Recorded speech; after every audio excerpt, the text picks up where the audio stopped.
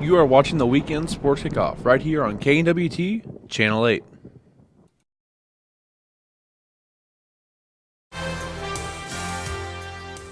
And welcome into the Weekend Sports Kickoff. I'm Devin Albertson, and we are really short-staffed today, so we decided to bring on Joseph Andrews for this first segment, where we're going to talk about Austin Meyer being hired as the new women's basketball coach at Northwest Missouri State. And Joe, thanks for joining us on the talent side today, as everybody's pretty much still gone for spring break, and we had to do the show for this week. So what was your thoughts on this hire for Northwest getting Coach Meyer in?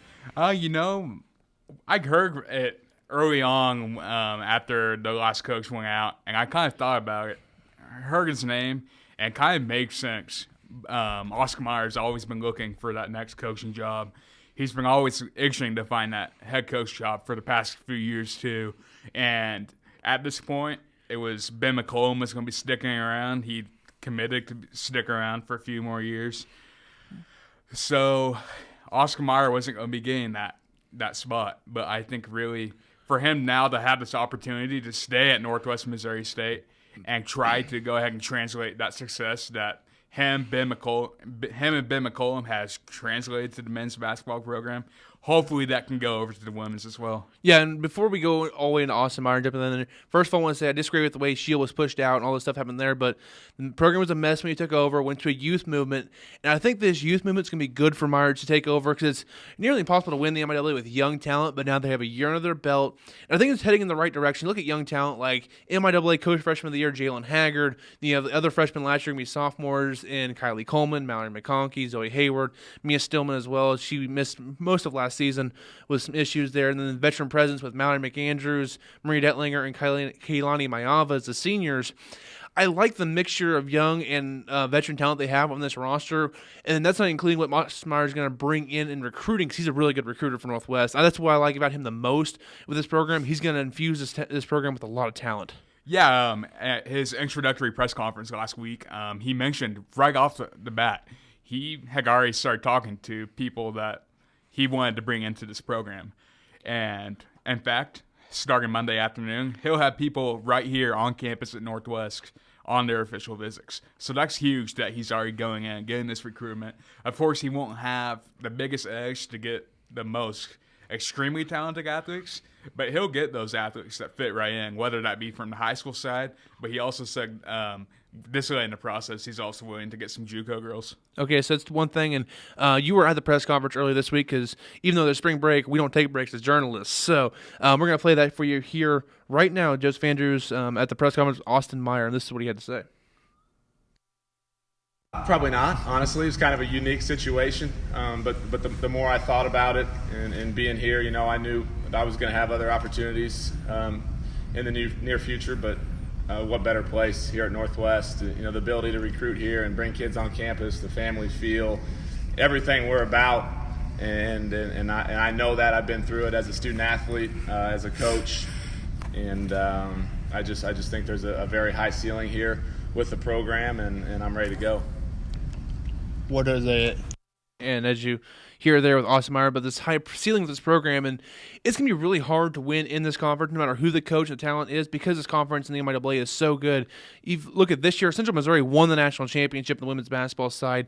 Pitt State's been good the recent years. Emporia, Fort Hays, Central Oklahoma was ranked. Kearney's been good. So there's been a lot of teams in this conference that are really talented, and it's so hard to go from near the bottom of the conference to rise up to even the middle of the conference, because it's a grueling task for so many months and through, I think it's 19 conference games to win night in, night out versus such good, talented teams. So there's a lot of work to do, but I like the baseline presence that they've built here at Northwest with the women's program. And I think Austin Meyer is the right man for the job. As you said earlier, with McCollum staying, if McCollum had left, I thought he would be my choice for his replacement, even though it's kind of hard with that assistant to head coach kind of dynamic with some of the athletes there. But I think he's ready to be a leader. He kind of said it in his quote. He's ready to be a head coach. He's ready for that next step, because being an assistant for so many years that you put there with Austin Meyer and the graphic that we, of course, have up that you made that was so beautiful. That he's been assistant. He was, of course, a player here from 02 to 06, a grad assistant from 06 to 08, then an assistant from 08 to 2015, and the associate head coach ever since. And, of course, he was named the head coach back in March 19th. So he's been really Northwest-centric in his entire time here at Northwest, and I'm really happy that he's staying here and being able to take over this women's program and infuse some energy into it almost. Yeah, I just hope it pays off.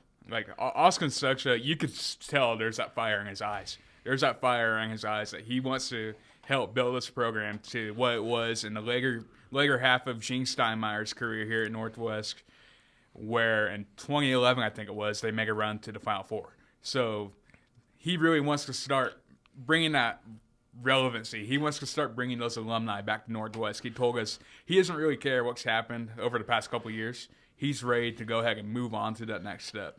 Yeah, definitely. And if you look at what they have, I mean, we were kind of talking about this a little bit earlier, but Jalen Haggard is a really good freshman point guard they had last year. And, of course, when you have freshman players, you're going to have games where they're up and they're down, and just the consistency factor is the real big issue with such young players. But I felt like later on in the year, whenever she would have a bad game, she would bounce back and have a career night the next night or something like that. And I think it's really nice to see that resiliency of some of these girls. And losing over so many years is tough to stomach. It's really tough to be a part of a losing program and night in, night out, being the underdog and stuff like that, and just had to fight through that.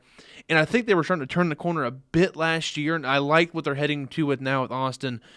And I just think that he's made of the right stuff. Like, he's a really smart basketball dude, and you talked about it before we started the show.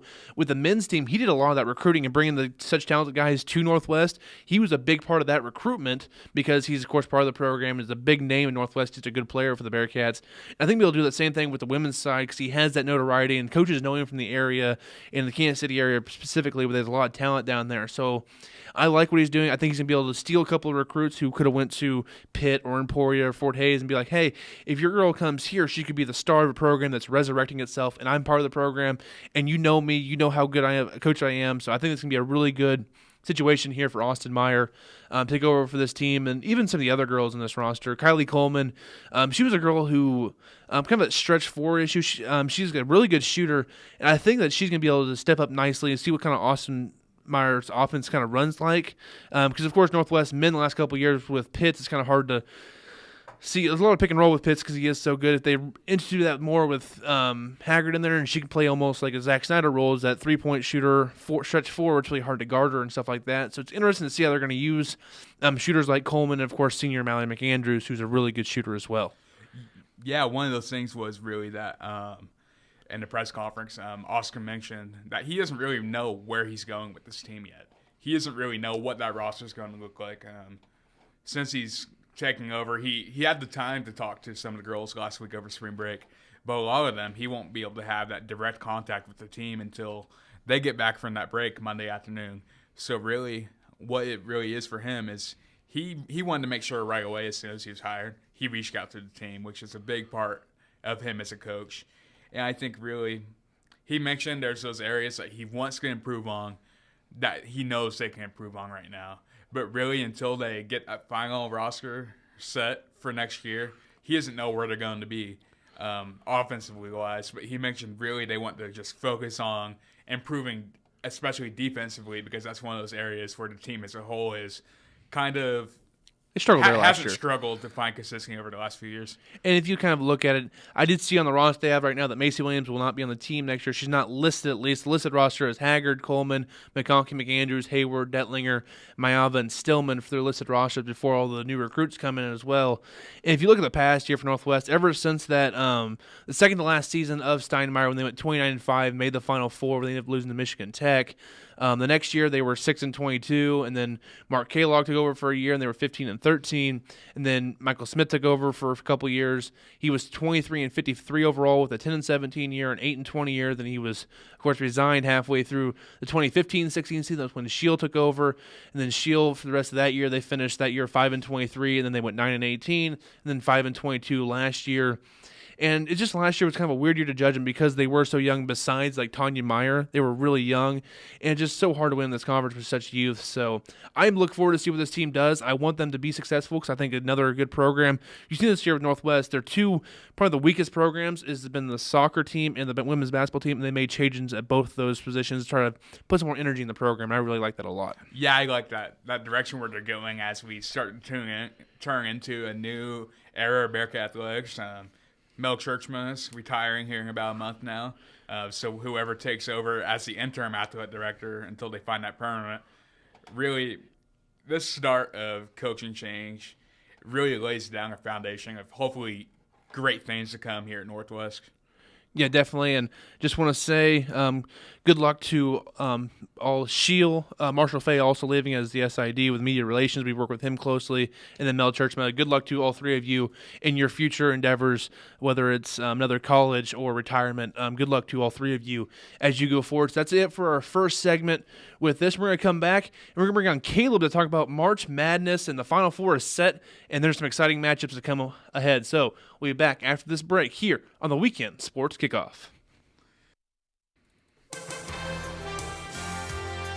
And welcome back into the Weekend Sports Kickoff. We just talked about Austin Meyer being hired as the new women's basketball coach here at Northwest Missouri State. But now it's time for a national topic, March Madness. I have Caleb Winslow coming on with me today to talk about a little bit there because all my other guys, they are still on spring break, so they couldn't come in. So we're bringing our TV guy over, talk a little basketball. How's it going, Caleb? I'm doing good. How you doing, Devin? Just awesome as it's time for March Madness. And, of course, the Final Four is set with Loyola taking down K-State in the Elite Eight, Michigan taking down Florida State, as Kramer would say, go blue, Villanova taking down Texas Tech, and Kansas taking down Duke just a little bit ago. Rock chalk. Awful. So the Final Four is Loyola Chicago versus Michigan and Villanova versus Kansas. Before we kind of get down to that, what is your thoughts on this tournament in general right now through the first few rounds? It's been crazy. And I'm going to quote Joseph Andrews over there. I want to hear this. For March 22nd off his Twitter account, I've said it many times in the past week, and I'll say it again. March Madness.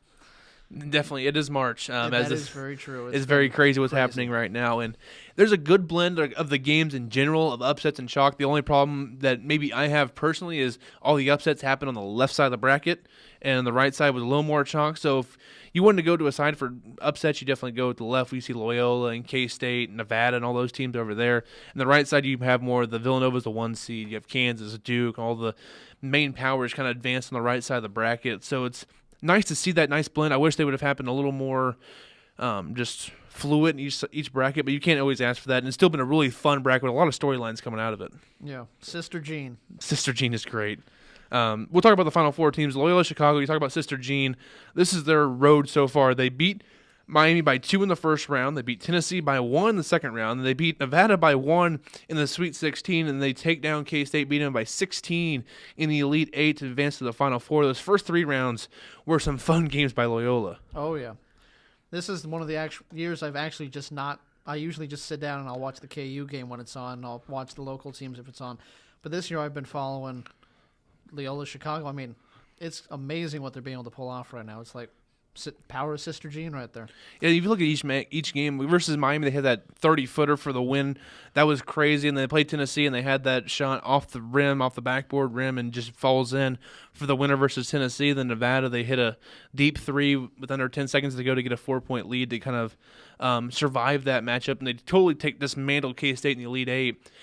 They play the right style of basketball where it's a lot of really good set plays. They get a lot of layups and just wide open looks. They can score a lot of points, so they're a fun team to watch. And you know what? I'm kind of pulling. I like Michigan a lot. I think it'd be a really good championship game if Michigan advanced.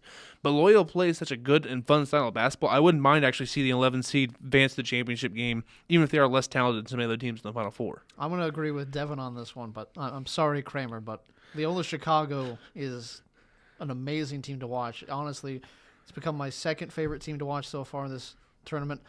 And if it comes to Loyola Chicago and KU, I'm going to have to sit and I'm going to have to be caution. It's like I don't know who I'm going to root for Sister Jean, but at the same time, I got to go with my Jayhawks. And one thing I'm happy about is not K-State versus Florida State in the Final Four, because that'd been just terrible basketball. But Michigan, they do advance out of the West region. Their road, they beat Montana by 14 in the first round, a really sluggish game.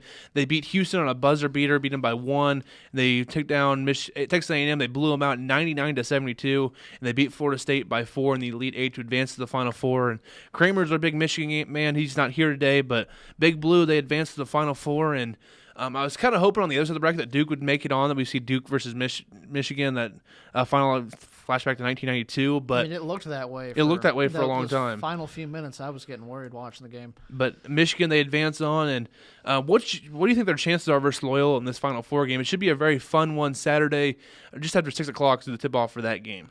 It's going to be interesting to watch. I mean, you said it, Loyola Chicago has a fun and different style of basketball that they play.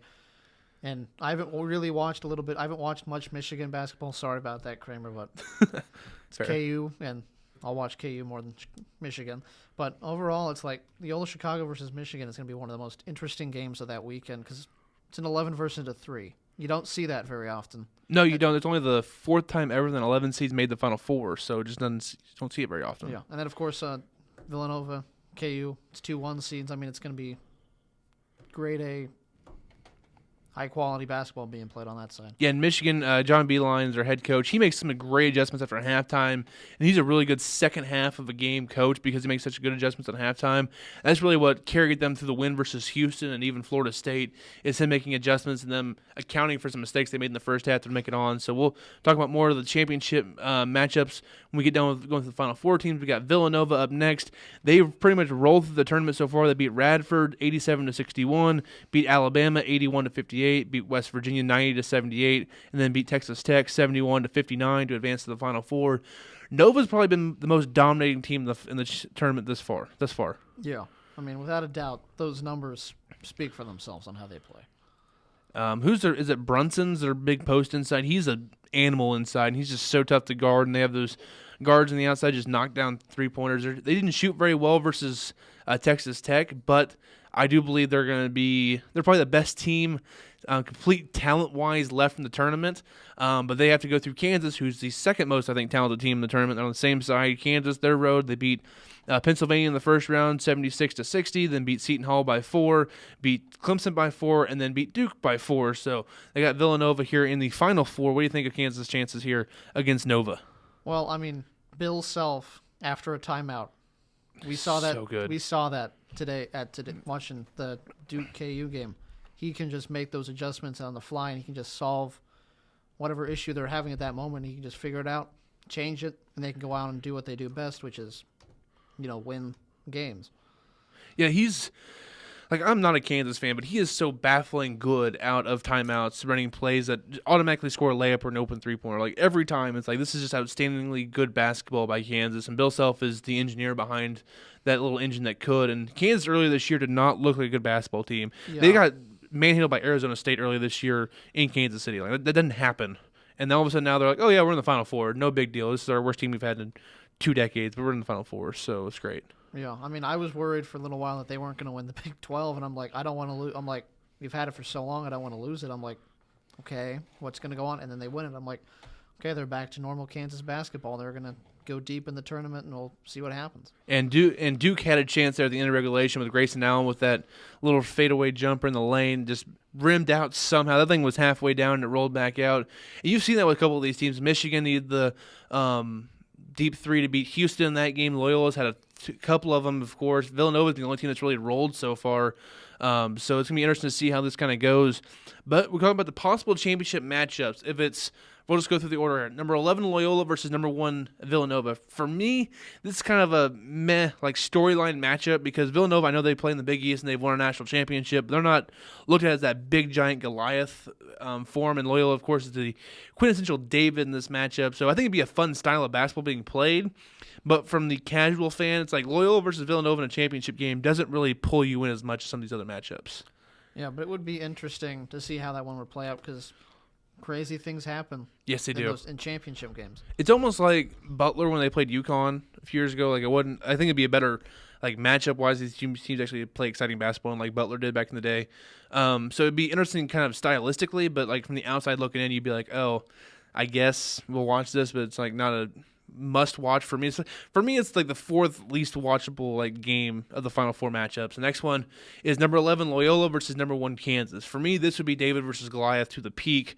Be great storylines because Kansas is that either you love him or you hate him. And Loyola has Sister Jean going all the way to the championship game. I think that'd be a great storyline there for Loyola versus Kansas if they could meet up for the championship game. It would definitely be interesting to see, which I said earlier. It's like it would be hard to choose. It's like love to see Sister Jean, be able to lead the parade, as Charles Barkley's been saying during the halftime games. He's like, Sister Jean will be in the front of that parade, just just walking around. I'm like, I want to see that, but at the same time, it's like I wanted to see Kansas win another championship. Yeah, and Loyola won one back in 1963. So back in Sister Jean's younger days. Oh yeah. So, been a little while since they've been back here, but it's been great to have them in the tournament and advancing this far.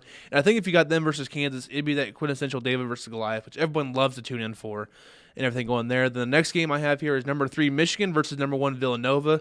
For me, this would be the best game, like watching-wise, and you'd have the big fan base of Michigan versus Villanova. I think it'd be a really fun game. 2 extremely well-coached teams here. I think that'd be a really fun matchup between Michigan and Villanova if that was a championship game. I mean, yeah, you're right. I mean, Michigan does have a great, massive following of fans. It's like, and they're crazy. Yeah, that's Kramer. About you, Kramer. Yeah, Kramer's insane.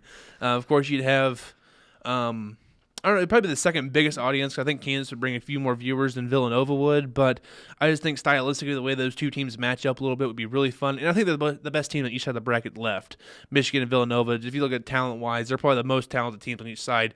Then in the championship game, you get to the best versus the best in the championship game. Even I think Villanova versus Kansas would be a really good Final Four team game. Up next, number 3 Michigan versus number 1 Kansas. This, I said, would be the best ratings game. Also, would be the best. Be another great coaching matchup with Beeline versus Bill Self. Oh yeah, 2 massive fan bases going off against each other will be a very interesting weekend coming up. It'll be a very interesting weekend to have to watch all the games go down. What was your? I know we didn't talk about this earlier because we've been off the air. But what was the best? Do you like Loyola's run to the Final Four more, or the 16 seed UMBC Retrievers upsetting Virginia in the first round, the 16-1? Which one was the better storyline for you, the 16-1 or the Loyola to the Final Four? Well, when I was watching the Kansas Penn game, I was worried that KU was going to be the first team in a long time to lose. So you were hurt. You were worried. I was hopeful. Yeah, I know. Yeah, I was worried. I'm like, don't do this to me, KU. Don't be the team. And I'm like, okay, I'm good. It's not going to happen. Not going to happen to KU. And watching the Retrievers just annihilate them, I'm like, yeah, it wasn't just an upset. It was an annihilation. It was almost like Buffalo, Arizona. Yeah, and that was one of my brackets had Virginia winning it all, and I'm like, well, there went that. But my other one's got KU going all the way, so I'm doing good in that one. Yeah. But so you take the 16-1? 16-1 has definitely been the thing to watch. Was definitely the one game to watch. But overall, for the tournament span, Loyola Chicago is the big story. And you better pick Sister Jean over everybody else. Oh, if yeah, you don't, Sister Jean. Bad things happen to you. It's just fine. Sister Jean's been great there for Loyola. There's been a really fun matchup as them able to go through that East region and all the way to the Final Four. And it's kind of a difficult matchup because I like Michigan, I like the way they play. But Loyola, if they made the championship game, it would be just a really fun storyline. So either way, as long as one of these three teams win the championship and just not Kansas, I'll be happy. But even if Kansas wins it, it'll be fun matchups all the way through. And you don't have, like when George Mason made it, they weren't really a very good team. They just kind of got fire in a pan. But if you had Loyola, I think that Loyola is actually a good team. So I think it's interesting. And that's really all the time we have for you this week. So thank you for tuning in to our short staff show. And we will see you next week on the Weekend Sports Kickoff on KNWT Channel 8.